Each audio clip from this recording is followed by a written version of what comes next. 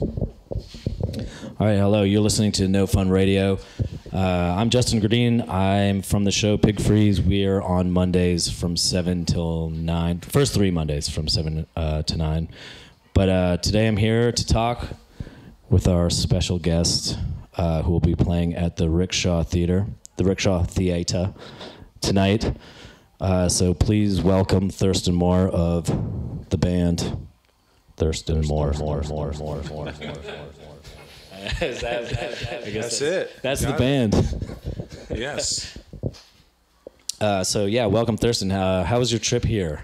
And I guess how's the road been treating you? Well, I just did 4 shows of solo 12-string acoustic with films by Radio, and that was really fun. I started it in D.C. and I went to Chicago and I went to Pittsburgh and played at the Warhol Museum, and then the last show was in Minneapolis, and I drove straight here from Minneapolis. The 3 of us drove. So you're just linking up with this? I linked up with the group here. James and Deb Googe and James Sedgeridge flew in from London last night. Steve Shelley flew in from New Jersey yesterday. Oh, wow. And yeah, I just swung by and picked them up today. And now they're over setting the gear up, sound check. Right, and you're playing at the Imperial tonight? Yes. Oh, okay, the Imperial. Why? For some reason I thought it was a park. No, the Rickshaw is like the 6 a.m. secret show. That's what you're thinking of. Oh, all right. Yeah. All right. Yeah. So everyone's meeting up tonight, and then you guys go from here to... From here, we go to Seattle, and then we're going to go work our way down the West Coast, USA, and ending in Los Angeles. And that'll be it for a little bit until we start recording some more music and put out a new record and see what happens then. I have some different things happening when I get back to where I live in London that are, just different music things. I'm doing like a 12-string guitar ensemble piece, like 12-string acoustic guitars and 12-string electric guitars. So if you play 12-string, I could use you. All right. Well, I can barely play a 6-string guitar, but it's like a Bronca sort of esque, or like a Rhys Chatham sort of. Well, I used to play with both those guys in my younger years, like in the late 70s, early 80s.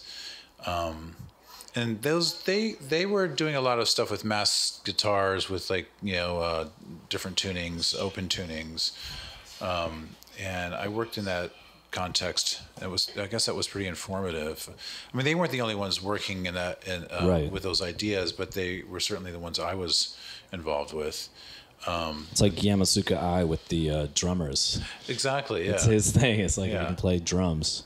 Well, you're in the band. There's always something to be said about when there's like multiple players on stage. I really like the classic format of like bass, guitar, drums, singer. Like that kind of 4-piece thing. I like that.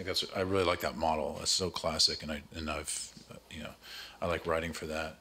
But I have done different pieces that sort of expand from that, and certainly this will be that. So is there bass and drums with the acoustic? It's just guitars. Just pieces for guitars. That's gonna be a record? Yeah, I hope so. I'm writing the piece now, and the pieces, and we're doing it in April in London at the Barbican, which is like a really nice art space. Okay. Theater. Is that is like a live thing, or are you guys will be live to live. the studio? Yeah, just like that will be live. I guess if I'll listen to the recording of it. Your performance tonight, will it be live? Tonight will be live. Oh, that's actually pretty interesting. Yeah.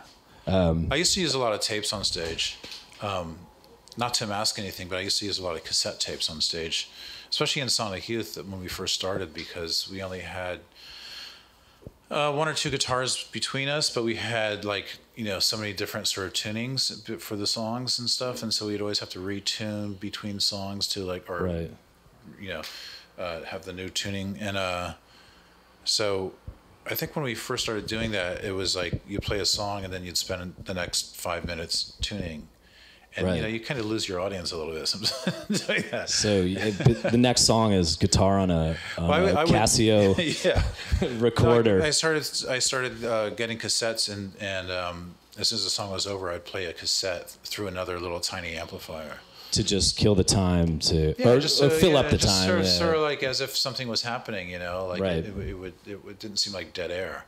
Yeah. And I would always choose things like whatever was like hot on AM radio at the time, you know, like Stop Using Sex as a Weapon by Pat Benatar. That was good. And then, I would use like a Run DMC track, but like the instrumental B-side track. Right. That was good too. Just you wouldn't fuck with it. It was just a straight version of that. Mm-hmm. I mean, and I started using "I Want to Be Your Dog" by the Stooges, and when we were recording "Bad Moon Rising," we actually decided to have that record have no gaps between tracks. Right. Even though there's there's the vinyl delineation between the tracks, but if you listen to that record, it doesn't stop. And a lot of the transitions are, well, "I Want to Be Your Dog" is on there. I don't know how we got away with that. There's, the first time I heard Sonic Youth do that song was on, I think it was called Per Magazine. Yeah. And it's like, I think it's live, but it's with Iggy. Yes. Yeah. Yeah. No, he was rehearsing in London when we were rehearsing in London for some show, like in the late 80s. And, he heard us rehearsing "I Want to Be Your Dog," and he knocked on our door to some degree. It's like the Chuck D thing, yeah, kind of thing. Yeah, but with Iggy. What are you Iggy. guys doing? Yeah. What are you doing? Put me on here. Yeah. So you're playing tonight with the full band, same band. Yeah, it's me, Steve Shelley, Deb Googe, and James Sedrez. Right, and so. On this record, listening to this record, the last solo record I'd heard of yours was Trees Outside the Academy, which to me sounded like a solo record. It was like slimmed down lineup, it was like Steve Shelley drums and you had a violinist, but you were mostly playing guitars and bass and everything like that. Yeah, that record was the first solo record I had done since 1995 when I did Psychic Hearts. Right. And that was... that record was really stripped down. It was just two guitars and drums, and I played guitar and bass on that record. But the Trees Outside the Academy was truly a solo record. I would use different musicians on it. It wasn't like any idea of a groups per se. Right, and some of the cuts too, where it gets like noise. Song will just go into like some kind of sound piece. I just wanted to make a record under my own name and just not, do a record that had to rely on the democracy of a group, which I really like. But I mean, I sort of had it at my disposal to do, and I had this material that I was doing on acoustic guitar, which I had done sort of live here and there at different little spaces. And I was living in Western Massachusetts, and I took advantage of being in close proximity to Jay Mascis's house, where he had a studio on the top floor of his house in Amherst, Massachusetts. And he lives in this really wonderful house that used to belong to the Thurman family, who are like this the Buddhist scholar Robert Thurman, and but that's where he was living. He still lives there, I believe, and he built a studio in the attic space there, which was a really cool space because supposedly that's where the Dalai Lama would crash when he would come into town. So it had a good vibe to it in that regard.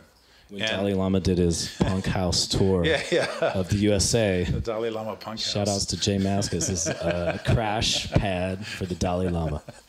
And so I went up there with John Agnello, who was an engineer that had worked with Sonic Youth, worked with Jay, and I just sort of started throwing this stuff down on tape. Had Steve work with me. John Maloney played on a song on drums. Jay played some lead guitar on the record.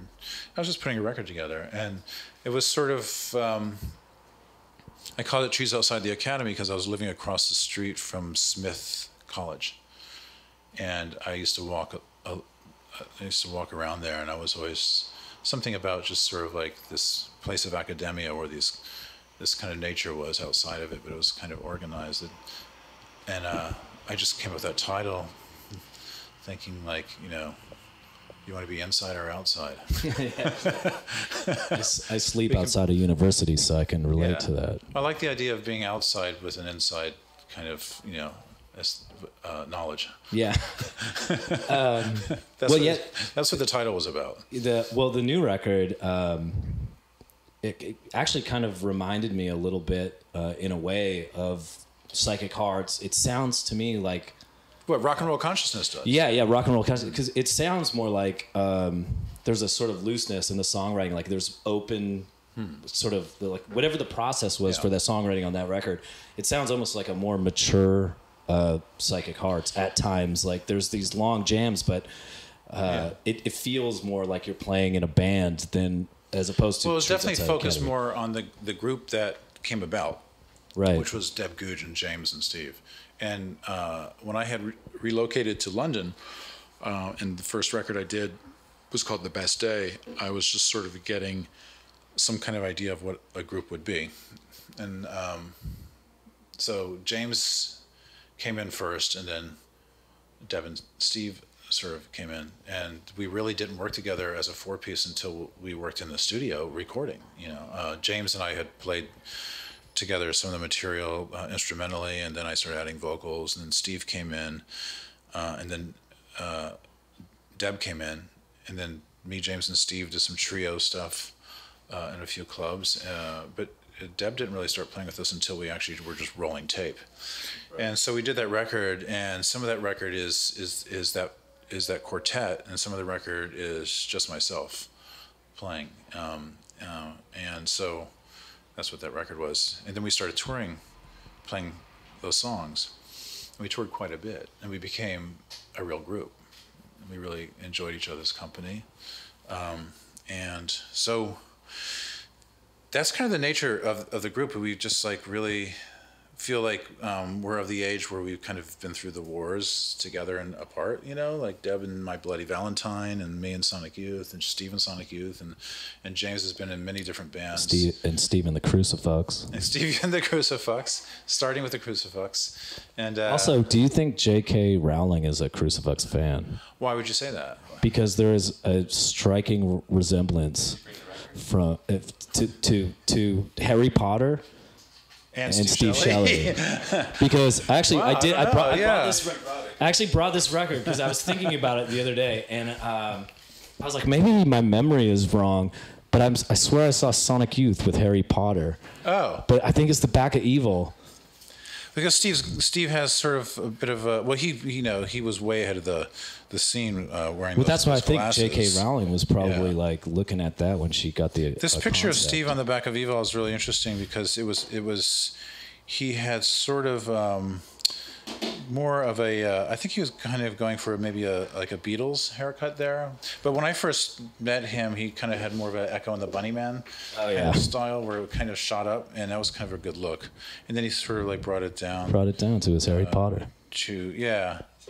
Yeah, maybe J.K. Rowling studied this. I think she stole it. I think he should sue her. Stole it. I think she stole. Sue J.K. Rowling. Well, I think Steve should. Steve should. I think Steve should. It's like can you steal someone's identity? Like if you wear shorts and a shirt every day, can you sue Bart Simpson? I mean, he's a cartoon, so that doesn't work as well. But can't steal. Can you sue like a cartoon? Yeah, it's. Anyways, so speaking of titles, Trees Outside the Academy. What is sort of the meaning of rock and roll consciousness? I'm a man who meditates myself, and so when I saw that title, I had my own sort of thoughts on it. But I assume they're. I was thinking about like sort of the practice of meditation, and in a way, how. And you sort of get the sense that meditation is this idea of giving yourself some sense of being centered and sort of at peace with yourself and your environment. And I just sort of thought of like, well, does that mean that you can't like be in a black metal band and sort of meditate and have that? I wanted to sort of know about like the idea of like working with sound and noise and the energy of just like just sonics and audio and like, you know, and like how that kind of like works with the idea of being at peace. You know, Patti Smith did a record. I always thought the title was great. It was called Peace and Noise, you know, and she says she got that title from her daughter when she was very young, and Patti yelling at the kids saying like, can I just get some peace and quiet?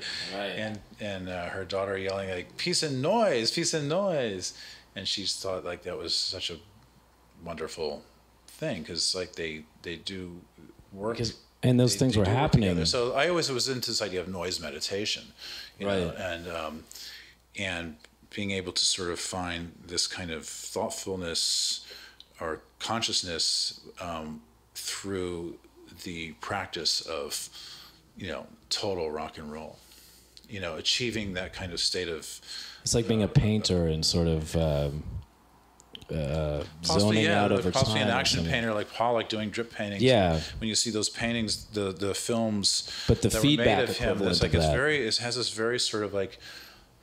It's this very energized yet meditational kind of like dance that's going on there, and you see it in all kinds of different disciplines in the art world. So it was that, you know. Right. I was trying to sort of kind of create some kind of dance between these juxtaposed ideas of rock and roll and meditation, rock and roll consciousness.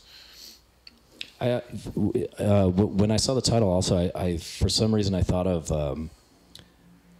like how kids used to book tours through like the back of Maximum Rock and Roll, and I thought about like sort of DIY culture and how you know, the internet and computers. I was like, this is like the greatest thing for punk rock, you know, because like you don't need anyone anymore. It seemed, but you know, in this city at least, I see kind of less bands and more like EDM and people making electronic music. And I understand that, because now you just need a program and you can sit at home and do this thing.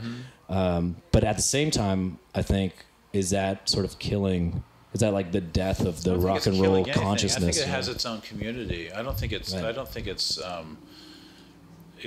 it's a different kind of sort of social interaction, certainly, because you do have a lot of sort of singular artists, you know, I mean, artists working by themselves. It's less of a collaborative work, but I think it's also kind of really necessitates having people reactive to it. And so when you go to EDM concerts, people are very physical, right, with the music, and it's just like, you know, the EDM pit. Yeah, the EDM pit. Yeah. And so I mean, it's just it sounds. Yeah. Exactly. You need to make it sound right. Wait, hold on. The EDM pit. I'm gonna go wild in the EDM pit. But yeah, the EDM pit. The EDM pit. Yeah. And I always like the idea of a pit. Mike Watt always talks about the little pit. Yeah. You know, when you go to these basement gigs or whatever, and then like there's the punk rock or the hardcore band, and there's like only like maybe like, you know, 8 people doing the going so hard. And he was like, it's a little pit. It's a little. He liked the idea of the little pit as opposed to like the big mosh pit that you would see like in Pearl Jam videos. He was all about like, yeah, I like the little pit, you know, going to little towns. We were going to do this thing called the Little Town Tour, like in the 80s, and it was this idea I had of just like, we won't play, let's don't play like the A-list metropolitan where everybody goes. It's like, let's don't go to New York or LA or Atlanta or Chicago. Do the small cities, yeah. Let's just do like the smallest towns we can that nobody ever goes to at all. Like find them on the map, and then we'll do this tour. Like each night we'll go to this place and we'll bring our own PA and you plug it in, and you just, and this is before the internet, so we're just like, well, how do you advertise such a thing? It's like, well, yeah, the back pages of Mac and Roll or something like that. You just get your G.G. Allen tapes and go see. It was the Little Town Tour, but you know, eventually through, especially in the 90s, like when people would, that started happening more and more anyway, you know, and it wasn't just because it wasn't conceptual. It was just like, well, that's where people everywhere were putting on gigs in every little basement and donut shop in town, you know. and still do. Punk House, that goes back to Punk House right there. R.I.P. Joey Cassio. Yeah, Punk House. Wait, did you write the forward for that? I wrote something in Punk You wrote House. something for that. I can't remember. I'm like, there's a no way. Eva and I published that book on right, yeah, Ecstatic yeah. Peace She's in Library. it. Yeah, I was just... And Abby Banks. Yeah. And, yeah. Good book. Abby. We love you. We love Abby you, Banks Abby. is wonderful photographer, like just free nomadic spirit, wonderful person, and I found out about these photographs, this bevy of photographs that she had done, and I would see her around in Western Massachusetts when she was there, and we had a mutual friend, David Sweet Apple. You know that band Sweet Apple that Jay Mascis plays drums in? Yeah. Yeah, well, Sweet Apple's named after Sweet Apple. And Sweet Apple told me about this young woman, Abby Banks, and these photographs that she had taken on this sojourn across the USA, photographing punk houses. And he knew that I was doing books, and I was doing books with Eva when she was working at Rizzoli and Abrams, and so I felt like I had a place to sort of bring this project to somebody who would have some affinity for it, and it was, and it's like that's a book we're really proud of, and when we've Abby's awesome. She works with the group. She's not here tonight, but she travels with us, does things with us. That's good. We'll see you tomorrow. We'll see her tomorrow. So you guys left her in Seattle. She'll be around. Yeah, yeah. There might be some customs issues. I don't know. Okay, we got it. Abby, Yeah. clear your record. Yeah. House, but it's an expired. Let's say, Abby, drug charges. We got you. She's winking. No, She's winking no. heavily. Now, if there's any issue, I think it has something to do with like grave robbing or something. I don't know. Yeah, light stuff. Speaking of the publishing and all that, so Ecstatic Peace Library. Yes. You guys are still publishing. Oh yeah, definitely. Now. We published a few books last year that we're really happy with. I mean, we did a book that was a book of by Jorn Stuberud, aka Necro Butcher, the founding black metal member, bass player of Mayhem from Norway, and he all his ephemera from the band when they first started in the 80s, he sort of had tucked away, and he eventually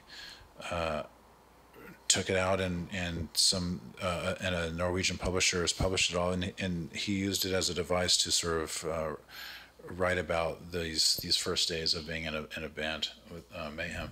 And it's a wonderful book, and Eva and I got the English translation rights of it, and we published that book last year. We published a book that was a compendium of all the issues of a magazine, a fanzine called Musics, which was a free improvisers fanzine coming out of London in mid-70s. And there's about 32 issues of it, and they're completely scarce. I mean, you cannot find these things. And we befriended the editors that we knew of, Steve Beresford and David Toop, and we were able to sort of do a facsimile edition of all of these things, and so that's out there. And we did a book of all of my lyrics up until Rock and Roll Consciousness, and selected poetry since the last 30 years that I had published and not published, and called it Stereo Sanctity, and that's out there. Those 3 books. And with that, I mean, I remember reading Alabama Wild Man as a kid. Yeah. And that was done in like the early 90s. Yeah, I loved that book. I mean, I gotta say, I loved Richard Meltzer's piece in that book. Oh, that's good. I think I laughed harder at Richard Meltzer's piece than anything. But yeah, he got me in trouble with that. But it's like it was very harsh. Yeah. It was like it was probably the harshest part of that book. But that's how he writes, and Byron Coley was editing Alabama Wild Man. Alabama Wild Man was published by Water Row Books, which is a poetry publisher in Eastern Massachusetts.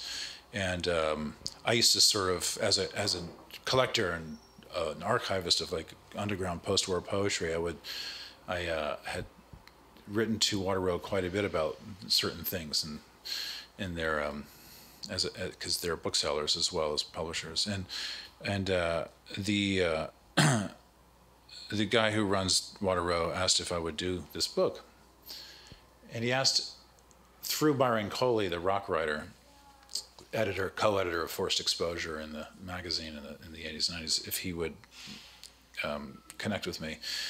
And so I asked Byron to edit it, and he had this idea like to get Richard Meltzer on board to do like the foreword. So yeah, I mean, when we got Meltzer's piece of writing, it was just Byron was like, "Are you okay with this?" You know, because it is a little kind of. It was the cherry on top, I think. It's a little hardcore, and I was just like, "Well, we asked him, and it's like, Meltzer makes no apologies, and it's just like, you know, who am I to edit Richard Meltzer? I mean, this is the voice that, you know, was so kind of. In a way, along with other rock writers of the early 70s, be it Lester Bangs or even, you know, Patti Smith or Robert Christgau, or, I mean, it was... Or Yoko Ono, or I mean, Yoko Ono's got a quote on that book, did she? Yeah, we had Yoko do a quote. Yeah. But we decided to have his foreword be in the book, and I mean, not everybody was... in favor of it. I loved it. I like Meltzer, you know. I'm a Vom. You're a Vom enthusiast? I'm a Vom enthusiast, so you know, and also I'm currently reading Autumn Rhythm, which is depressing, but also I'm like, I agree with this. Yeah. So it's interesting to there's a tiny present coming through the door right now. Thanks. But what my actual question was more so, is there going to be like a follow-up, a volume, an actual volume of work? Because I think I also own Nice War, which I noticed there was parts of that book were in Alabama Wild Man. So I'm wondering if there's like a follow-up volume of I mean, I've done a lot of sort of stapled, like 8.5 by 11 Mimeo poetry publications, which are Ecstatic Peace journals. Yeah, Ecstatic Peace poetry journals, and they're in complete reference to the stapled mimeos of the 60s and 70s of like the underground poetry scenes all over the world, especially North America, and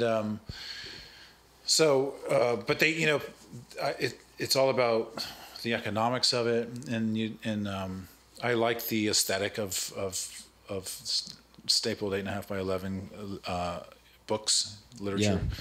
So I just took it upon myself just to do those at any given time, and I'm about due to do another one soon.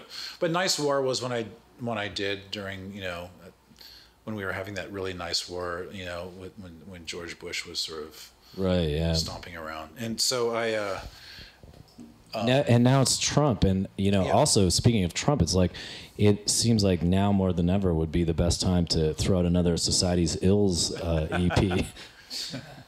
Yeah, the only thing with that is like I feel like anything that you do that's sort of like in reaction to somebody so despicable, you kind of give that person that much more energy than you don't want to give. It's called gassing up the moron mobile. Yes, exactly. You know, the gas has to come from somewhere. Yeah. And it's like you don't want to spiritually pay for that gas. Yeah. So I'd rather, in a way, I always liked Yoko Ono's activism, where she says like, let's not give energy to that by talking about it. Let's talk about the people who actually matter. Yeah. Such as who? Such as the Prime Minister of Canada? I mean, who? I don't know. He's a good-looking man. He's, you know, the only thing that matters is you got to be good-looking. Your dad's got to hang out with John Lennon.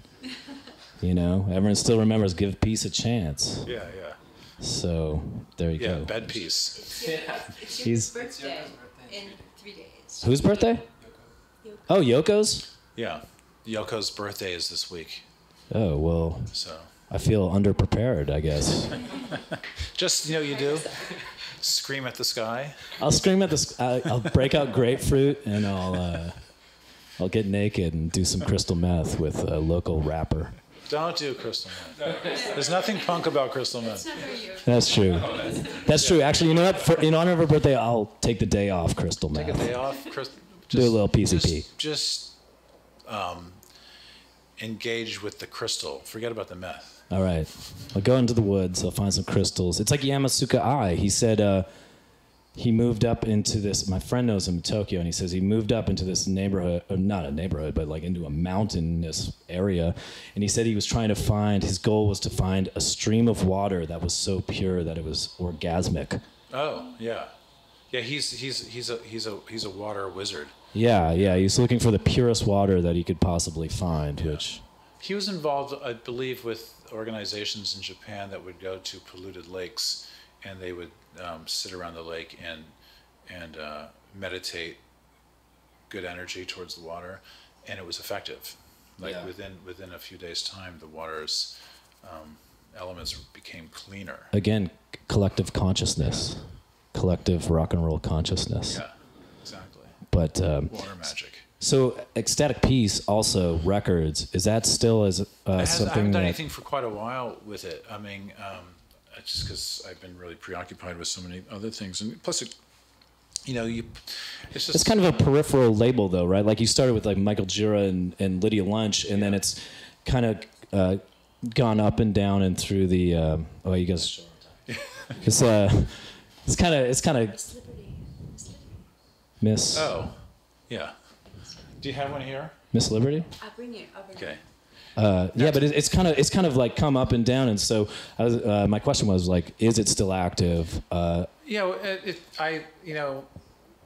once in a while I'll do something with it. I haven't done anything for a while, and sometimes it got more kind of uppity through the years. I mean, I worked with Forced Exposure for a while as a distributor, and then I sort of had in my mind that I would do stuff through like a major label, because I knew some people who I trusted who were working at certain major labels, and so I thought maybe Ecstatic Peace could become a more sort of pronounced player in that industry. But I realized I didn't really that wasn't something I found too rewarding.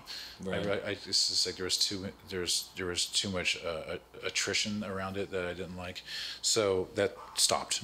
And I haven't really done too much in the last like 6-7 years.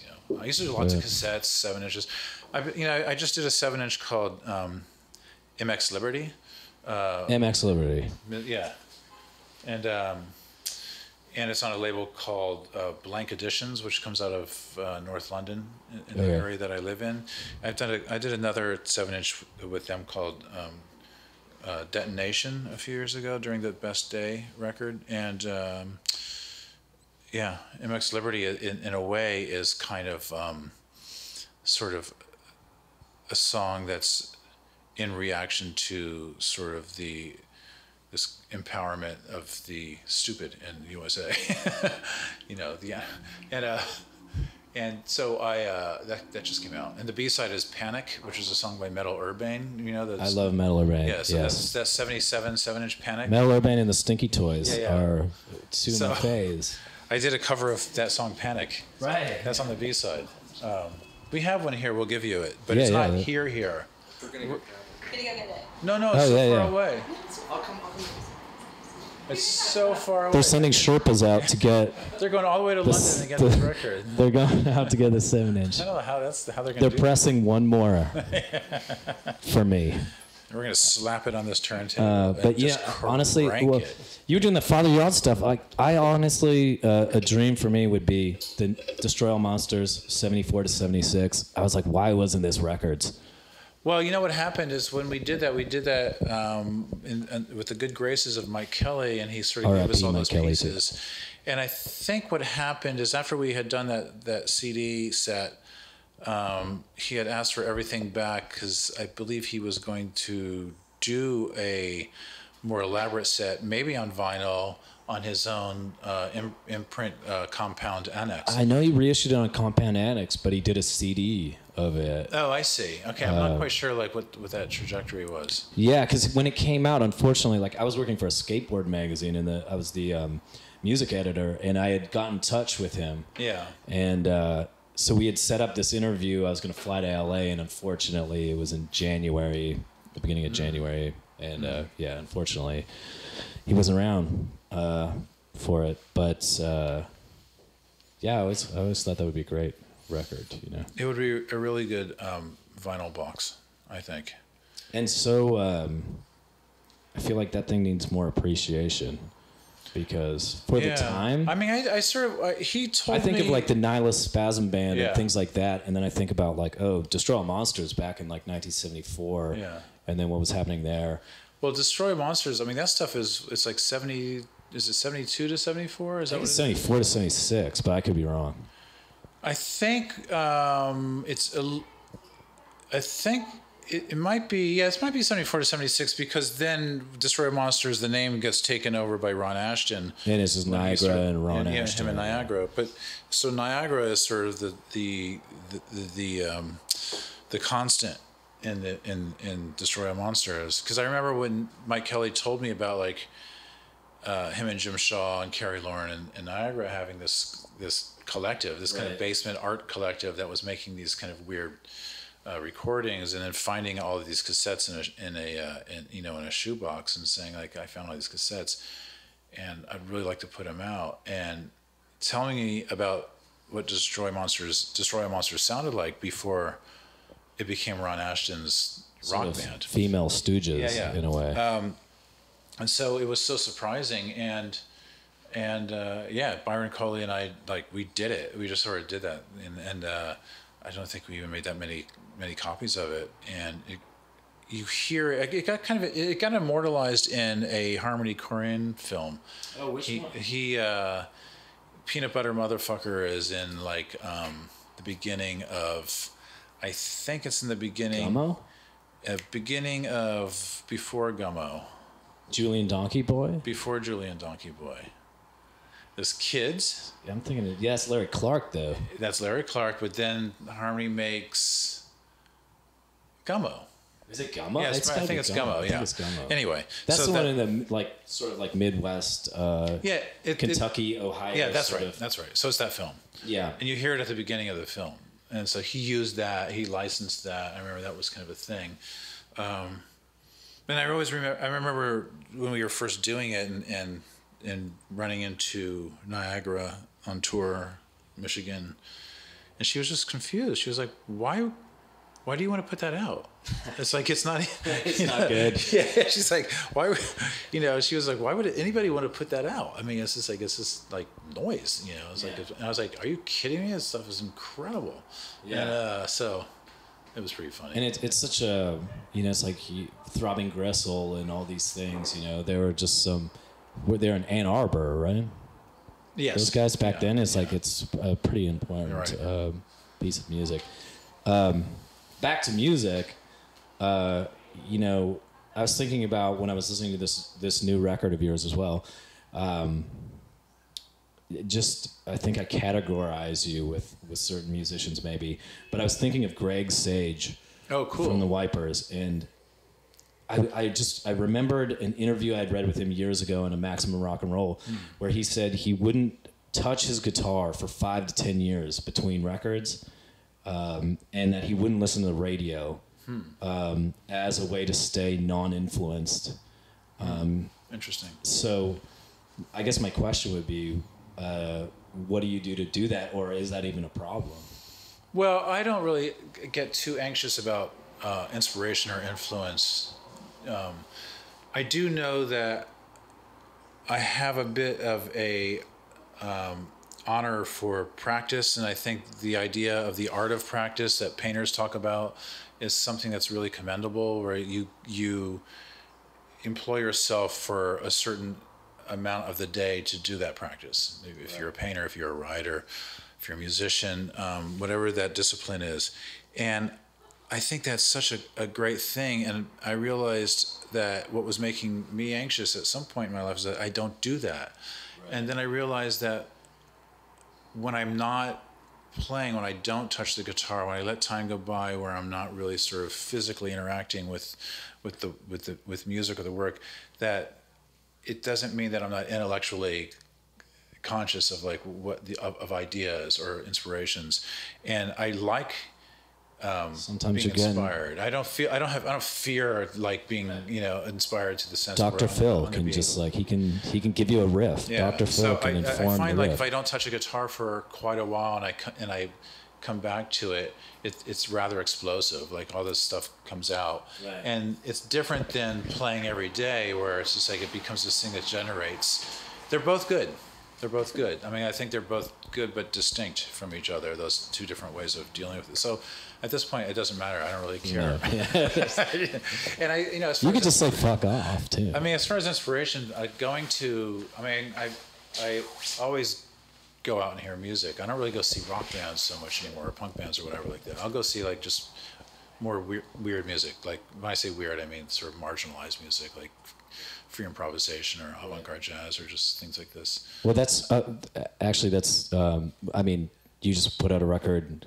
I mean, it just got announced a couple days ago with Charles Hayward from This Heat. And so I listened to that. I think it was Spin or somebody put it out. And so I listened to that, and I also, again, thought about, like, well, what's, again, talking about a painting practice and things like that. Like, I know for myself, if I'm painting or if I'm doing something, like, there's different mindsets and kind of a different language in the way you think. And I'm wondering if making like a no wave or like an improvisations, which is I believe what it's called, the record with Charles. Yeah. But is there like a different process or mindset from going into like writing Rock and Roll Consciousness to like a one-day improvisational thing? Yeah. Like, but they both inform each other. I mean, when I go see free improvised music, it really does inspire me to sort of compose.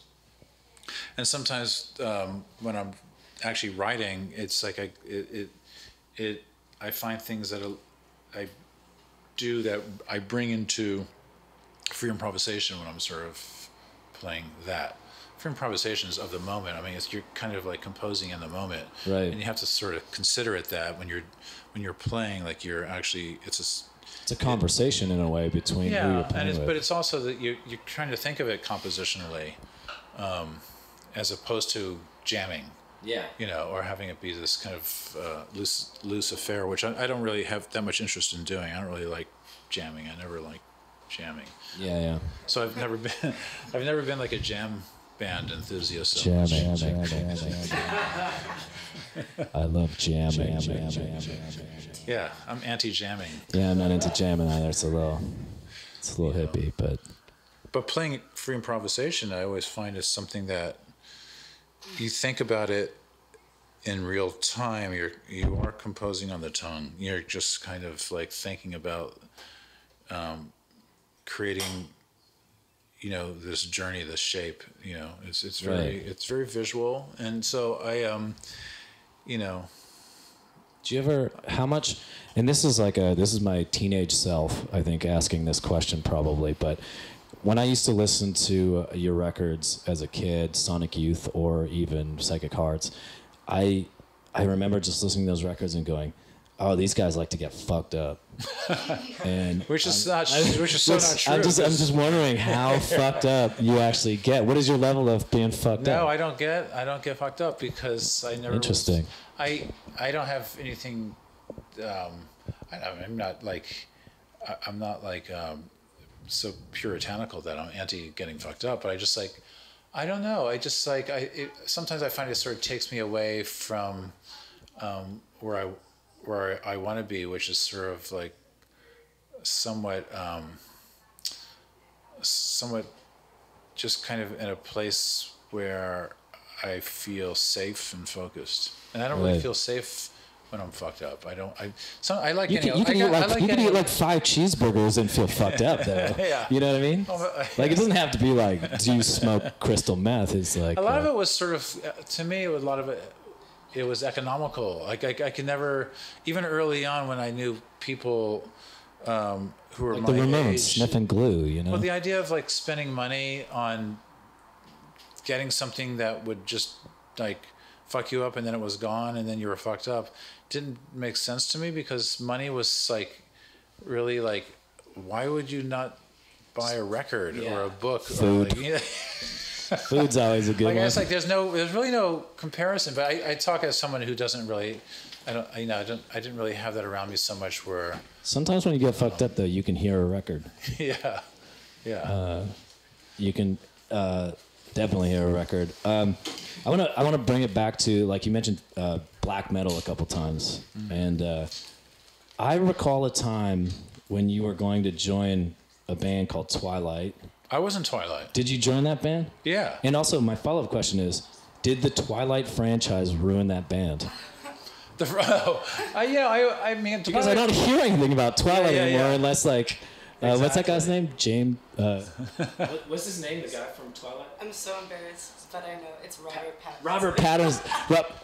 I was thinking about art collector. I don't know if Robert Pattinson is very aware of the U.S. Black scene. Yeah, to tell you the truth. Him and Kristen Stewart should. I approached him once with my daughter Coco, who was when she was maybe 14 or something, and she was really into Robert Pattinson, and right when he was becoming kind of like like a bit of a teen idol, and she's like, "Dad, you're in the band Twilight." Well, we were in Los Angeles at a hotel, and she was kind of like at this age where she was somewhat kind of like why do I have to hang out with my parents and be like traveling and all this kind of stuff, and a little grumpy, and I was trying to make sure that she would be happy, but it was it's difficult when you're 14. And then she came upstairs and she was just like elated and just like, oh my God, Robert Pattinson's sitting down in the lobby. And I was like, oh, cool. Did you say hi to him? Just no. And she was like shaking. And I said, let's go say hi to him. Let's go get his autograph or whatever. No. I was like, yes, let's do it. It'll be fine. And I knew that it would be a thrill. And so we went down, and she kind of like followed me down, like, this can't be happening. Did he know you? I don't know, because he was talking to some other guy like his age maybe, and it seemed like it was maybe some kind of businessy thing. And I saw him, and I just walked over and I said, "Excuse me, are you Robert?" And he said, "Yeah." I said, like, "Would you mind if I take a photo of you with my daughter? She, she really likes your work." And he's like, "Sure, that's totally fine, right?" And I was just hoping that he would be cool, and he was. And Coco was wearing a hand-me-down Minor Threat T-shirt with the black sheep. Out of step. Yeah, out of step T-shirt, the one that like Chuck D would be wearing, or Flavor Flav would be wearing sometimes, and they're completely illegal shirts because like Minor Threat didn't make shirts. Anyway, so she was wearing that, and she was as tall as he was. And that was kind tall of drink of water. And I took a photo, and he was very kind. He said, and he looked at her and he said, like, "I really like your shirt. It's a cool shirt." And so she took her phone and just immediately started like sending it to all her friends. Like, whoa, it was like it was during what was the first social media that like MySpace or something? MySpace, yeah, it was like that. So what happened with the Twilight? MySpace, not with the Pattinson thing, or Pattinson. Not with him. But what happened with the band? Oh, Twilight. I had gotten that call from somebody I knew in Chicago, who I knew, who was working with them and asking. He said they were interested if I would play guitar on their next session. So it's like a one-off thing. And I was like, yeah, sure, I'll do it. And because I was aware of, I wasn't really aware of Twilight's recordings. I was aware of Krieg's recordings, and I was aware of some Knockmistium stuff, and I was really aware of Leviathan because Jeff, who is Leviathan, he's such a black metal legend of sorts. Right. And I really like the Leviathan recordings I had heard through the years, and so the fact that he was involved was really for me was really exciting. So yeah, I just flew out there and they put me up in some like guy's basement. You know the thing you should try to work now, or someone should try to work at, is getting you into the Melvins. Getting into the Melvins. Yeah, because then you got Steve McDonald from Red Cross. You got Pincus from the Butthole Surfers. I played the you Melvins. got Buzz and Dale, and then you just throw a little Thurston Moore in there, and you got. If you make that happen. There's no way I could make that happen. We gotta get going. Okay, that's cool. I was gonna ask you a whole bunch of stuff about your CD collection and Nanaimo and a bunch of stuff, but okay, we're done. We gotta get a sound check. Oh yeah, that's right. You guys are playing a show tonight It's never done. Okay, well, this is So we're talking to Thurston Moore. Thurston Moore is playing tonight at the... Panic? You want to hear Panic? Yeah. Thurston Moore is playing tonight at the Imperial. And with parkour steps. And we're going to hear his cover of... Your cover. Panic. Panic, Metal Urbane.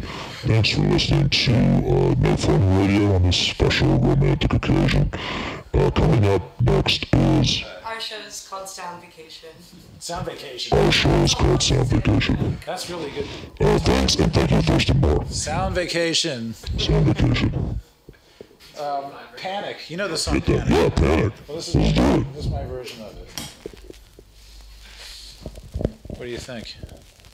Pretty crazy, right? Is it on the phone now?